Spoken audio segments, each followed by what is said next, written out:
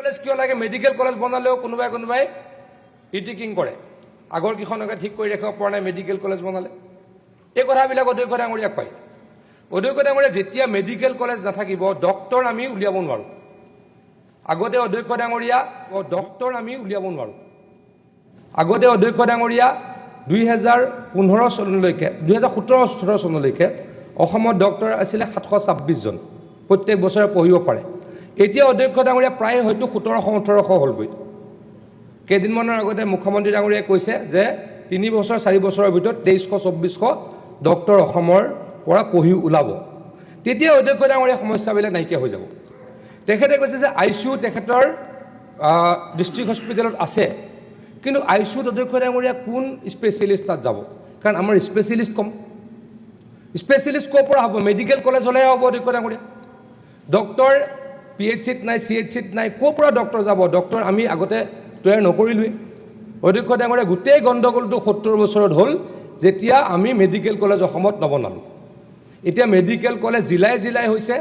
অসমত অনাগত 10টা বছৰত মই ভাবোঁ প্ৰত্যেকখন জিলাই জিলাই মেডিকেল কলেজ হ'ব আৰু অসমে 3000-3500 ডক্টৰ প্ৰত্যেকবাৰে পঢ়াই উলিয়াই লৈ আহিব পাৰিব 5 বছৰত। আৰু অধ্যক্ষ ডাঙৰীয়া, তেতিয়া কি হ'ব? আগতে 150 আছিলে স্পেচিয়েলিষ্টৰ সংখ্যা, 150 আছিলে, এতিয়া হয়তো 350-400 হৈছে, মই একজেক্টলি নাজানো। কিন্তু অনাগত সময়ত ইয়াৰ সংখ্যাও 1000 হ'ব। তেতিয়া ডক্টৰ যেতিয়া যাব, ইনফ্ৰাষ্ট্ৰাকচাৰ আমাৰ আছে। আপুনিয়ে কৈ আছে ইনফ্ৰাষ্ট্ৰাকচাৰ আছে, আমাৰ তাতে ইনফ্ৰাষ্ট্ৰাকচাৰ আনকি 2খন চিভিল হস্পিটেলত 2খন ICU বেডো আছে। কিন্তু মই আকৌ কৈছোঁ আমাৰ অসুবিধা আছে, অস্বীকাৰ কৰাৰ উপায় নাই। ডক্টৰ আমাৰ এডিকুৱেট নাই। কিয় নাই? 70 বছৰত মেডিকেল কলেজ আমি নবনালোঁ। কিন্তু ডক্টৰ হিমন্ত বিশ্ব শৰ্মা ডাঙৰীয়াই সদায় ঘোষণা কৰিছে, কাম কৰিছে যে এখন জিলাত এখন মেডিকেল কলেজ কৰিব আৰু ডক্টৰৰ সমস্যা সমাধান ন'লে অধ্যক্ষ ডাঙৰীয়া বাকী সকলো সমস্যা সমাধান হ'ব। অধ্যক্ষ ডাঙৰীয়া, মই যেতিয়া স্বাস্থ্য বিভাগৰ ৰাজ্যিক মন্ত্ৰী আছিলোঁ, মাননীয় সদস্যগৰাকীৰ সমষ্টিৰ এজন ল'ৰাক লগ পাইছিলোঁ, ডক্টৰ। অধ্যক্ষ ডাঙৰীয়া, তেখেতক পষ্টিং দিয়া হৈছিলে তেখেতৰ গাঁৱৰ ওচৰে পাঁজৰে মানকাছাৰ জিলাত। মোৰ ভালকৈ মনত আছে।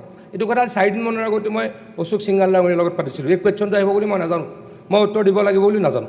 ডক্টৰৰ সমস্যাটো মই কৈ আছোঁ।